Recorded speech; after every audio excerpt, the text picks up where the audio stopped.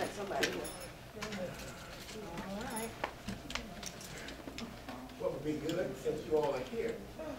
Why don't y'all get your hands?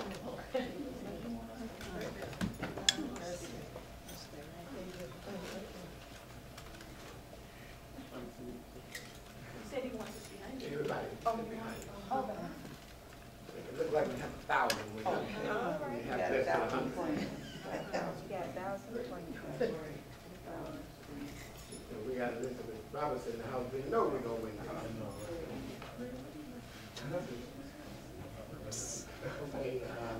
Okay,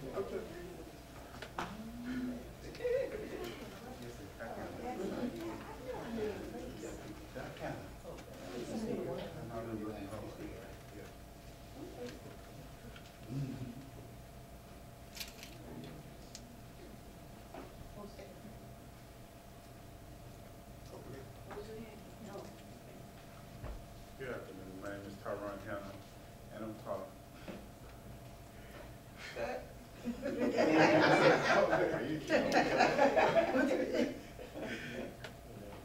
Oh, my name is Tyrone Hannah, and I'm from Drive for a Change in the Palm Beaches. I'm here to induce a couple guys that talk to say something positive about the community.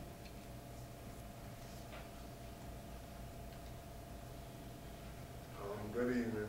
Danny Barnett, just state the name. But the issue of gun violence, you know, with the holidays and it seems every year we have holidays, either summertime, it's a situation with gun violence.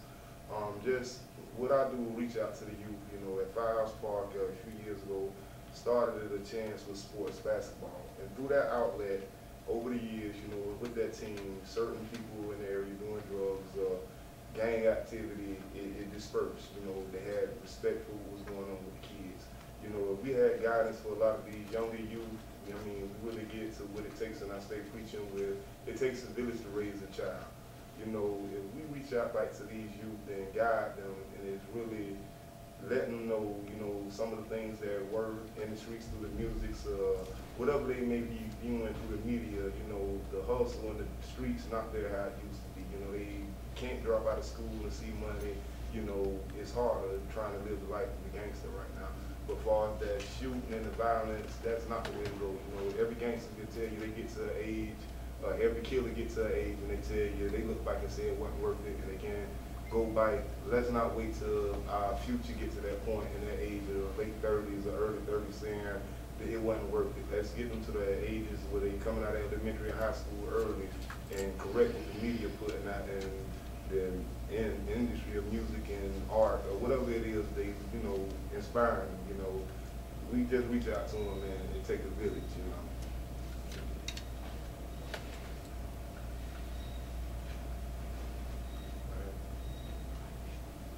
All right, Erwin Sinez, a community organizer here in Palm Beach. As far as the issue of gun violence in our cities, I don't want to so much just focus in on the youth. I think that so many times we focus on the behavior of the fish, and we don't actually talk about the condition of the water that they're in. And I'm not into, I really don't want to spend a lot of time talking about more behavior analysis. This is about power analysis. This is about the conditions of these cities. We're talking about lack of education. Usually in these cities, they don't have the best schools. We're talking about lack of jobs and opportunities. Let's really look at what the conditions are and not so much focus on the behaviors. So I'm calling a challenge to, of course, the youth, but mainly to the communities, to our local city officials, to our organizations that are in the cities, to the urban leagues, to the nonprofit organizations. Let's really ask ourselves, what are we really doing? I'm not saying that the efforts aren't being put in, but are these efforts really relevant today in 2016 and 2017? Should we be listening more to those who are on the ground and not just having fancy meetings and organizations talking to other organizations? We really need to have some real conversations, and once again, not about just the behaviors of these youth, but about the conditions surrounding them. Let's have some real conversations and some real touches there. Appreciate it. I mean, I guess this mic got here at the last second, but that's what I really want to harp on, is really that the fish versus the lake. We keep talking about the fish and people coming with analysis about the fish. Let's talk about the lake. Let's talk about the conditions of these cities, the conditions that folks who are growing up in these cities are going through. Lack of education, lack of financial opportunities. Let's really have some ongoing and some real conversations, not just the stuff that make us feel good. I appreciate it.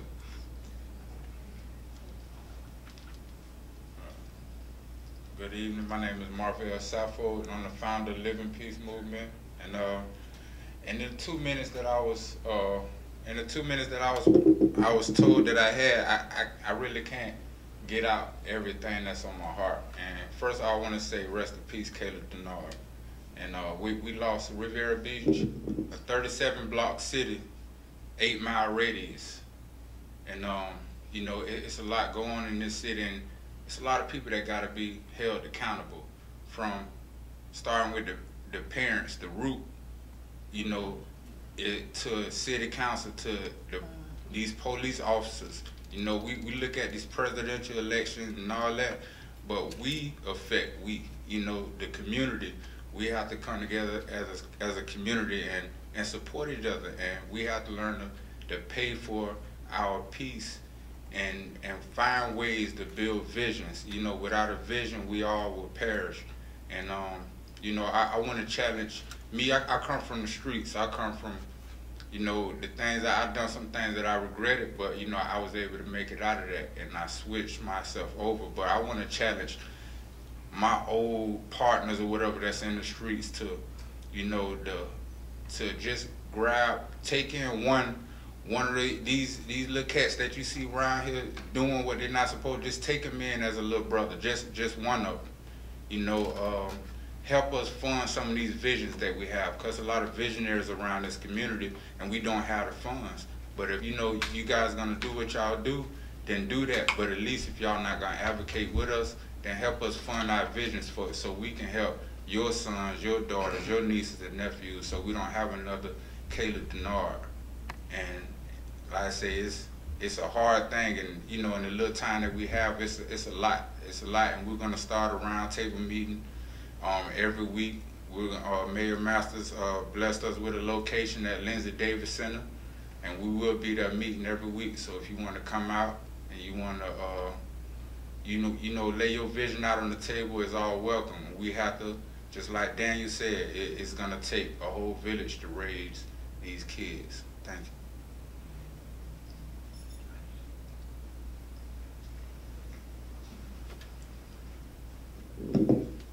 I would like to introduce Mayor Masters. Thank you. I'm going to ask our guests behind us to just come closer in, because we want to show that this is a united front.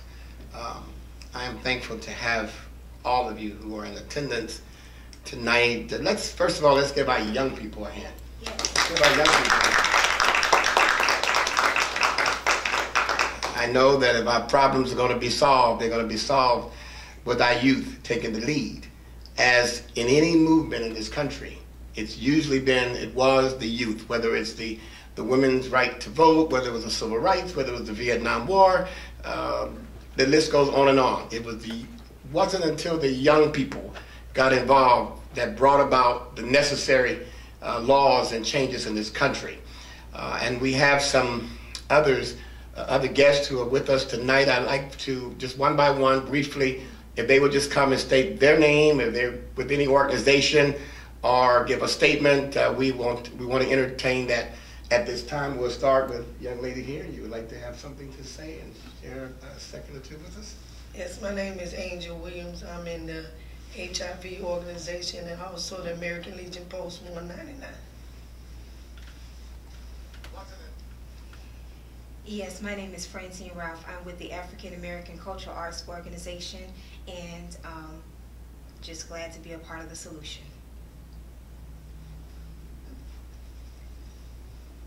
My name is Deborah Arnold. I'm with the African American Cultural Arts Organization, and we're community-based here in Palm Beach County, and we are participating in whatever it is necessary to bring a solution to the problems that we are currently facing with our youth.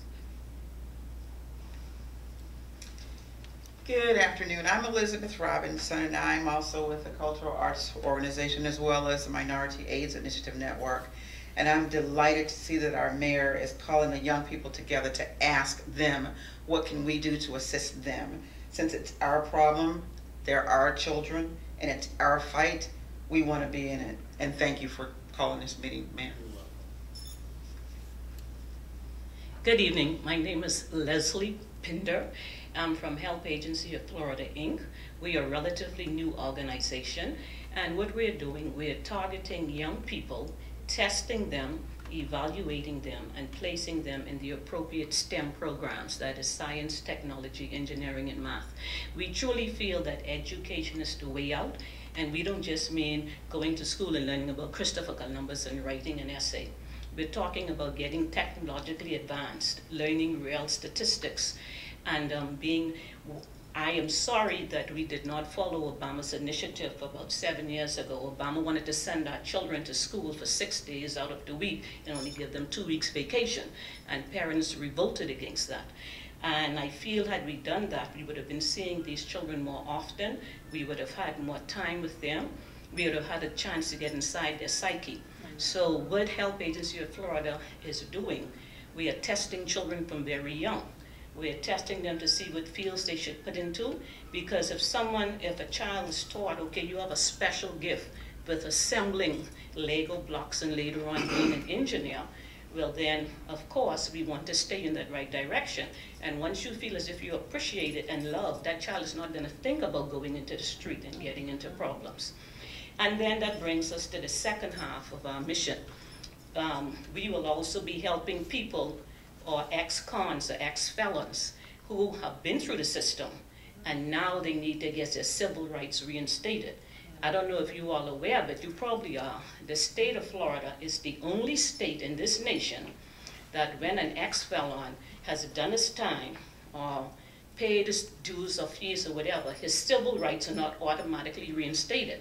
You know, that's being feminist to say his, because criminals can be male and female. So they actually have to apply to the governor of Florida to get that reinstated, and sometimes it takes a lot of money. By the time you go through your fingerprints and your Florida Department Law Enforcement report and all the things, it could run into about $300. So we will be doing that also. So you want to catch someone they're very young to stop them from getting into crime, and then after, if they get in trouble and they need to get a chance to truly start over so they can come out and vote, they can be productive for their families. We will be helping them to get their civil rights reinstated. Thank you very much.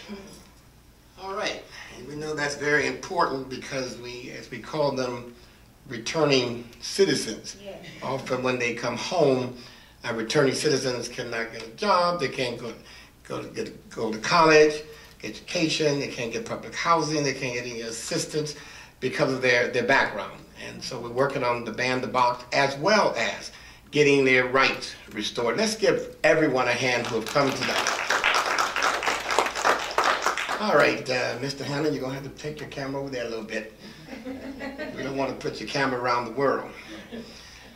Actually, a few days ago, I asked the city manager, the interim city manager, a captain from our police department, Roseanne Brown, Valerie Grimsley, I think that was the entire delegation from the Youth Empowerment, to go with me because I wanted to look at some of the best practices in the country.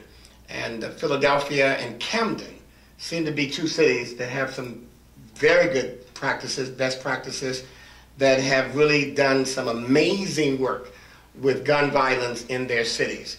And perhaps in a few weeks you're going to hear about some new initiatives that will be coming forth from our city.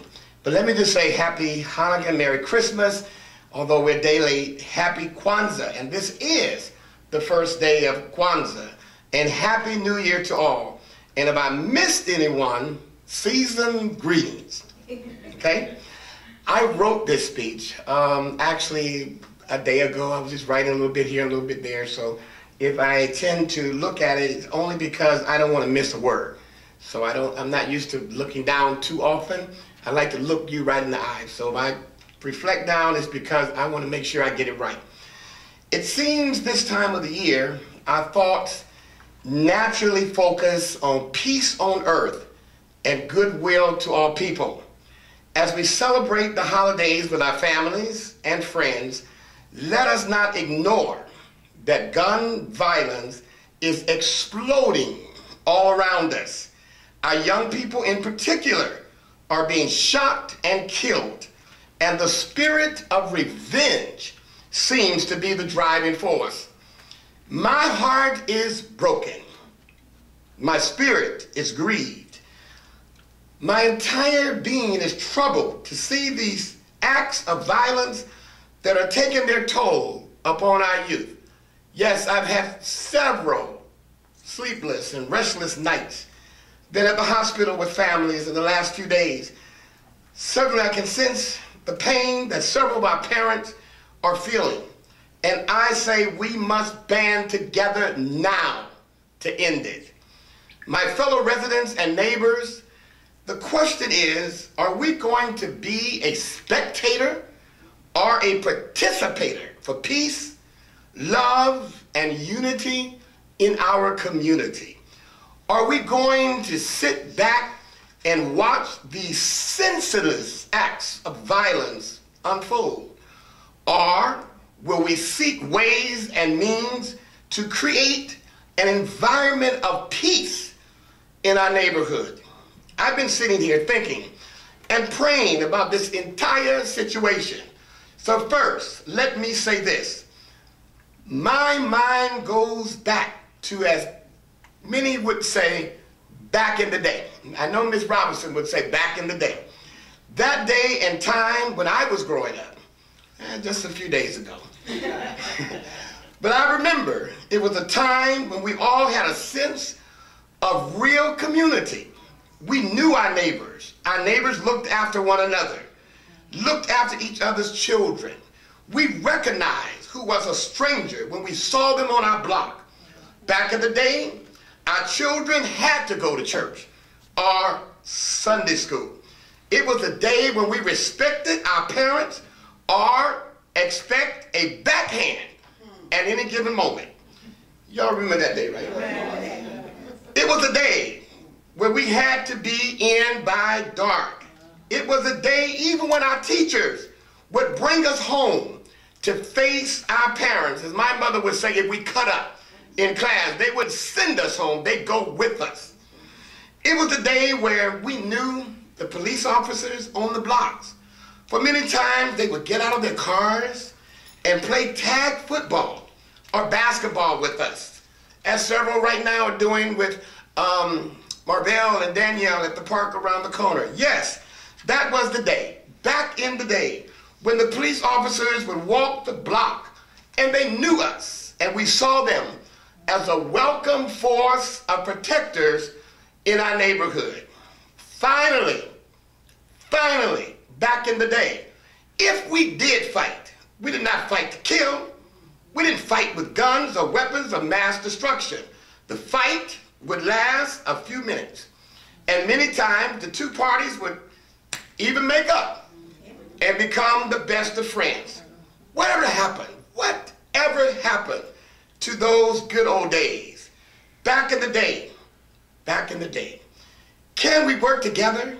Can't we work together to make a sincere effort to revive and restore the good old days? Restore that sense of real community that we had back in the day.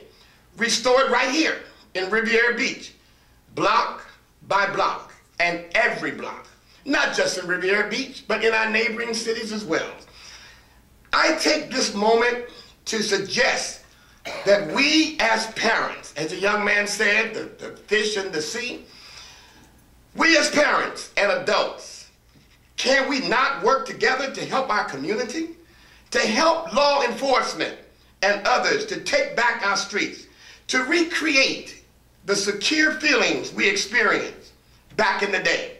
In order to accomplish this, we must include some very important input from one group who can probably help the most, and that's our young people. That's why I've asked them to come tonight, and they're going to be engaged on a week-to-week basis in our neighborhoods, in the parks, all over this city.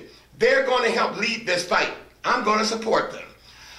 You know, they know more than perhaps any other group about the real causes of many of the problems that we are experiencing with gun violence.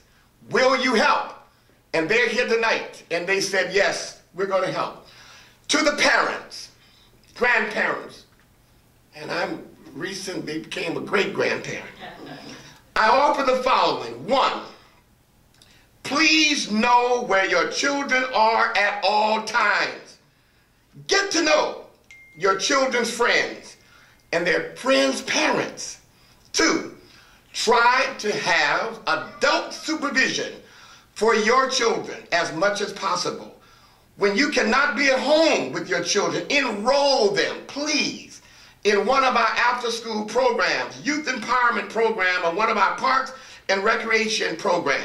3, and this is very important, and our parents did this back in the day, continue to inspect your house for anything, and you know what I'm talking about, for anything that does not belong in your house. You might be surprised, but you might find under the beds and even in the cars. 4, very important, the minute that you notice a negative change in your child's behavior or attitude, please seek professional help. Trust me, we can all use some help as we seek to guide our children through these tough and challenging times with drugs and guns seemingly to be all around. You know, I heard one of our foreparents saying that we're not fathers because we can make a baby, but we are fathers when we can take care of a baby. Let me assure you, as I come to a conclusion, law enforcement would use every available resource and more to keep the peace. Can't tell you everything that they're going to do, but just note, the curfew laws of our city, the city of Riviera Beach, will be strictly enforced. Checkpoints and other precautionary and security measures may be implemented. And if I had my way, I'll stop everything moving. Drivers of vehicles who scheme to come into our city from other neighboring communities to shoot and kill our youth and others, be warned. We will take every necessary and legal means to keep you out, point blank. Our entry and exit points will be secured. In other words, our borders. Smile. You might be on candid camera. A good thought to keep in mind is you never know when you might be stopped or searched. So just don't do anything wrong. Then you don't have anything to worry about. In conclusion, if you see anything or hear anything out of the ordinary, please pick up the phone and report it anonymously. Then hang up. Just hang up without any questions asked. We want to protect your identity. The hotline number is 561-845-4123. I repeat, 561-845-4123. Please stay tuned as other announcements will be made in the next few weeks to inform you and to seek your cooperation and support as we all work together, work with the law enforcement, our young people, our community leaders, as we continue actions to stop the violence, start the healing, save our children, and give peace a chance. And remember, we are stronger together. Thank you.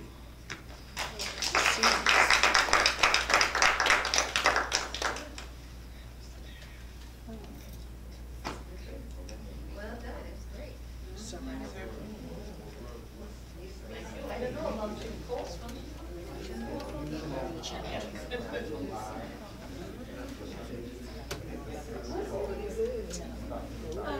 They ran something for elections, and they're for 10, and they will be running I